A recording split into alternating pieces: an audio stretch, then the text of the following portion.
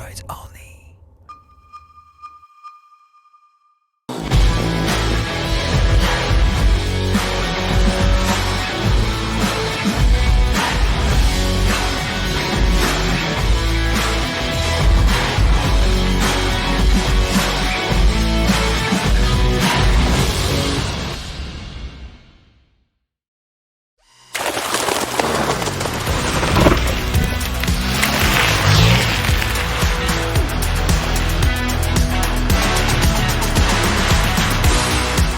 Bonjour à tous, bienvenue en Sardaigne. Quel cadre magnifique pour essayer une moto sale. Non, je déconne, c'est la V-Strom 800 DE, la nouvelle V-Strom. Elle est sale parce que je reviens de roulage, mais avant de vous parler un petit peu de mes sensations, de ce que je pense de cette nouveauté Suzuki, je vais vous la présenter brièvement parce qu'il y a beaucoup de changements. Elle n'a rien à voir avec la 650, elle s'intercale vraiment entre la 650 et la 1050. Ensuite, on partira en immersion pour rouler sur route, en tout terrain. On fera un petit point sur la fiche technique et je reviendrai plus tard pour la conclusion. Donc là, maintenant, je vais vous la présenter. Elle est toute nouvelle, cette V-Strom. Elle est nouvelle à tous les niveaux. Déjà, on est super content d'accueillir un nouveau moteur chez Suzuki, un 776 cm3 parallèle, bicylindre, calé à 270 degrés, comme sur la MT-07, comme sur un petit peu toutes les motos qu'on trouve aujourd'hui. Pourquoi? Parce que ce calage donne des sensations. On arriverait finalement aux mêmes sensations qu'un V-Twin. Je vous en reparlerai tout à l'heure. Donc, outre ce nouveau moteur qui fait exactement 84 chevaux pour à peu près 75 Nm de couple, on va trouver un tout nouveau châssis. Il est inséré dans un cadre acier. On a un bras oscillant en aluminium, d'ailleurs un bras oscillant le plus long jamais fait sur ces V-Strom. On a également des suspensions qui sont adaptées pour le tout-terrain. On a 220 mm de débattement à l'avant, à l'arrière. On a 220 mm de garde-sol. Donc elle est vraiment étudiée pour passer un cap, le cap de l'off-road en fin de compte. Et elle serait aussi bonne sur route qu'en tout terrain. Moi, ça m'intrigue justement. Alors ce que je vous propose, c'est d'aller tout de suite en immersion. C'est parti.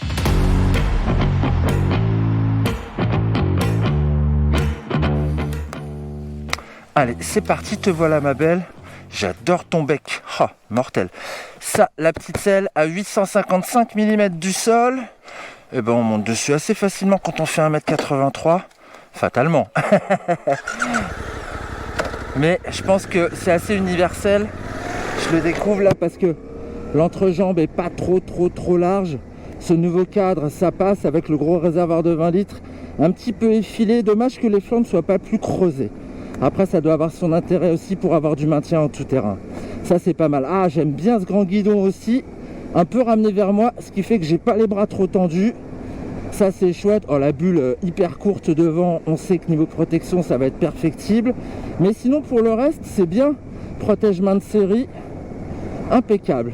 C'est cette position, la première chose que je remarque fatalement, c'est la motorisation. Cette toute nouvelle motorisation qui est pas sans m'en rappeler deux autres machines. Je pense à la Aprilia RS660 et je pense à la KTM 790 Adventure.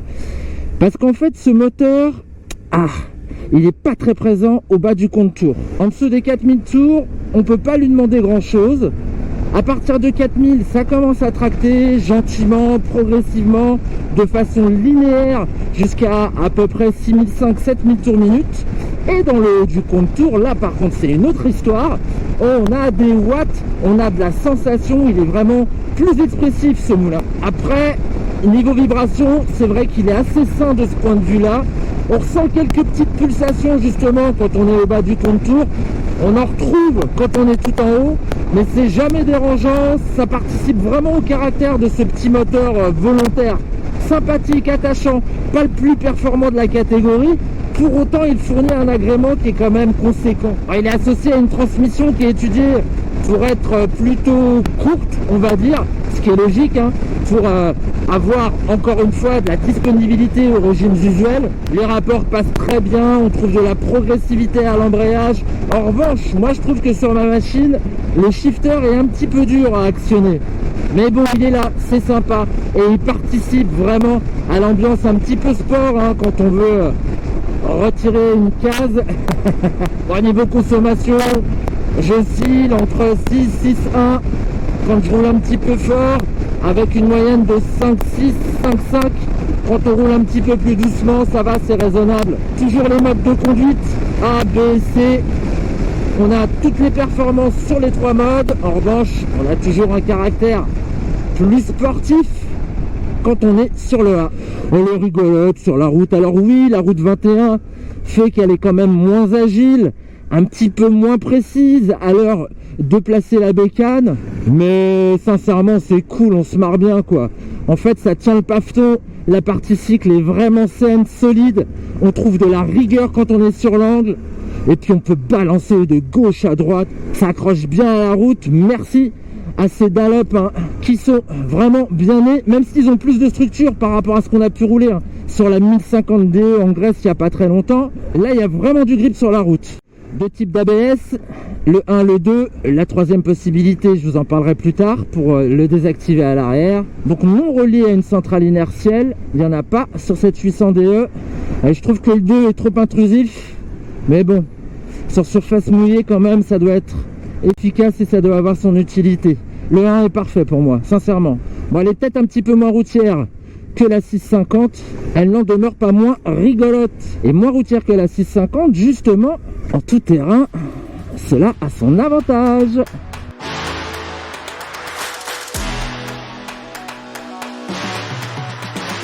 Allez, on est maintenant en tout terrain, second visage de la DE. Sincèrement, cette 800 par rapport au Vestrom 650 qu'on connaissait avant, il se singularise pour ses suspensions d'emblée. On le voit tout de suite sur les chemins un petit peu caillouteux là qu'on emprunte.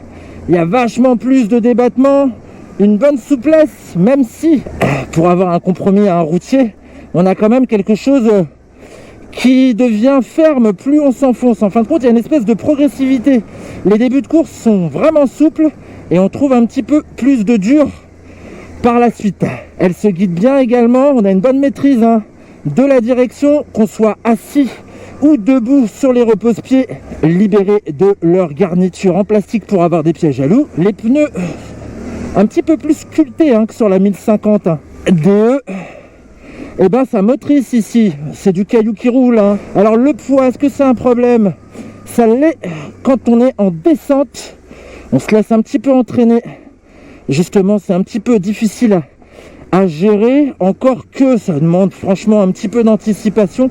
Sinon pour le reste, elle est facile, vraiment facile. J'aime bien justement son moteur ici, parce qu'on a tout en haut pour avoir de la motricité. On n'a pas un couple dantesque en bas et au milieu, ce qui fait qu'en fait on maîtrise assez bien l'accélération, du moins moi qui ne suis pas un spécialiste du tout-terrain. Il est bien aussi, cet écran, il est assez bas et debout sur les repose-pieds, je vois encore l'écran, ça j'aime bien. Écran protégé par sa petite casquette, comme sur la 1050, ce qui fait qu'on a toujours une très bonne visibilité sur ce TFT 5 pouces couleur. Je me tiens bien sur le grand guidon, il est suffisamment large pour me porter sur l'avant et que je sois en appui léger sur mes avant-bras. Bonne garde au sol aussi. Par contre, le sabot d'origine ne sert à rien vu qu'il est en plastique. On optera pour le sabot au catalogue, toujours ce mode gravel. Je dis toujours parce que il était présent sur la 1050 que j'ai essayé il n'y a pas très longtemps. Ça fait partie des nouveautés et moi j'aime bien ce niveau d'anti-patinage finalement où il y en a encore moins que sur le 1, le TC1, mais il y a une sorte de régulation quand on arrive en bout de glisse. J'aime bien. Ça talonne pas en fait les suspensions. Et j'ai roulé quand même un petit peu vite dans ces chemins de cailloux. ABS déconnecté à l'arrière, off course, parce qu'on est des purs. Pour tourner court, on fait déraper la roue à l'arrière. Non, je plaisante, moi je gère pas ça. Mais elle le fait. Et puis si, c'est rigolo quand même. si, c'est pas mal en fait. Super sympa ces petites routes boisées de la Sardaigne. Allez, je vous retrouve sur un petit plateau de fin pour qu'on parle un petit peu des prix et de la concurrence.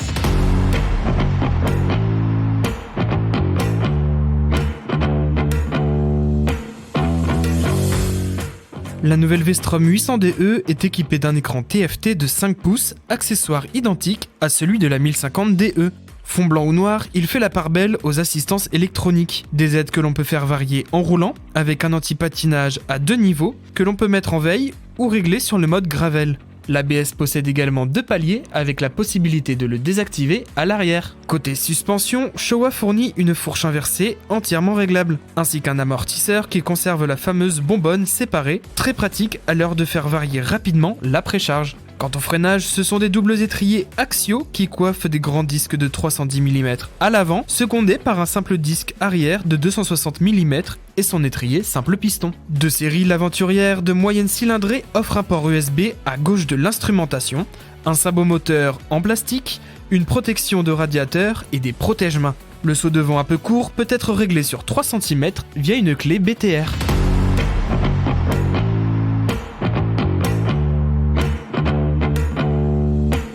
Quel roulage mes amis, on a fait 300 km sur cette île magnifique, on a roulé sur tous les terrains, on a fait beaucoup de tout-terrain, ça c'est cool parce que justement ça nous manquait un petit peu sur l'essai de la 1050 que je vous ai proposé récemment en Grèce. Alors là pour le coup, j'avoue on a dû faire du 50-50 et puis bon, des terrains vraiment roulants, d'autres un petit peu plus accidentés, ce qui me permet de dire aujourd'hui que cette bécane, eh ben, elle le fait, c'est vrai qu'elle a vraiment ce tempérament off-road supérieur qu'on avait jusqu'alors pas trouvé dans la gamme V-Strom qui était très routier.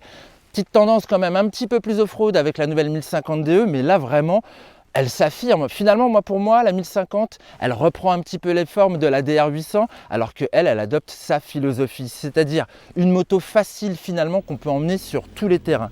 Elle est facile pourquoi? Parce que ce moteur, bon je vous en ai parlé, pour moi c'est pas un moteur exubérant, c'est un moteur qui fait le taf, mais il est quand même sympathique quand on arrive un petit peu sur ces hautes plages, sur ces hauts régimes. Maintenant, est-ce que ça va le faire par rapport à la concurrence qui propose un petit peu plus de performance? J'ai en tête évidemment la nouveauté Honda qu'on va essayer prochainement. Franchement, le package est très intéressant malgré le poids qui, c'est vrai, est un petit peu supérieur dans la moyenne haute de cette catégorie. Finalement, on ne le sent pas parce qu'elle a été travaillée de façon très homogène cette moto. Maintenant, il y a un petit souci quand même. Le souci, c'est le tarif. C'est-à-dire que Suzuki l'affiche à 11 499 €. La Transalp, elle a 10 599 €. Alors ça fait quand même une belle différence. On a plus de 1000 € de différence. En fait, elle va s'intercaler entre une Ténéré 700. Une Ténéré 700, on est à 10 999 € et une Touareg où on va arriver à 11 999 €. Donc voilà, le placement est quand même un petit peu élevé, je trouve, par rapport à ce que font les concurrents. C'est peut-être pas une erreur de placement, à voir pour la suite. Après voilà, si vous voulez un petit peu l'upgrader, vous avez moyen de trouver plein d'accessoires au catalogue Suzuki, que ce soit un sapot moteur en aluminium, il est plutôt bien fait, mieux que ce petit bout de plastique qu'on trouve là. On va trouver également des protections, on va également trouver une bulle haute, de la bagagerie. Voilà, il y a plein de choses pour en fait l'emmener partout, loin, seul ou à deux. Tiens, il me manque l'essai à deux, bon on la reprendra pour faire ça. Bon, j'espère qu'en tout cas que cette vidéo vous a plu, que vous en savez maintenant un petit peu plus sur le V-Strom 800 DE, bien placé justement entre la 650 et la 1050. La 650 reste au catalogue au fait, 8 999 € pour cette V-Strom 650, donc ça aussi c'est intéressant, on a une belle famille, on a une belle gamme. Bon, allez, je vous dis à une prochain essai. J'aimerais bien que ce soit encore en Sardaigne parce que c'est superbe, cette île est magnifique. Bon, en attendant, abonnez-vous si ce n'est pas encore fait. N'hésitez pas à donner vos commentaires. Que pensez-vous de cette 800 DE? Est-ce qu'elle vous plaît? Et les coloris, on en parle? Allez, je vous dis à une prochaine. Ciao, bye!